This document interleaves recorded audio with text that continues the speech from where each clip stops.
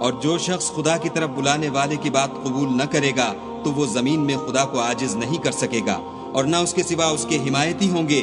یہ لوگ صریح گمراہی میں ہیں۔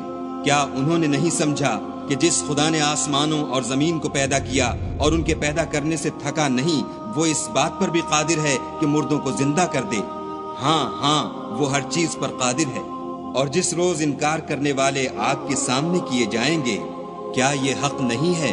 تو کہیں گے کیوں نہیں، ہمارے پروردگار کی قسم حق ہے۔ حکم ہوگا کہ تم جو دنیا میں انکار کیا کرتے تھے اب عذاب کے مزے چکھو۔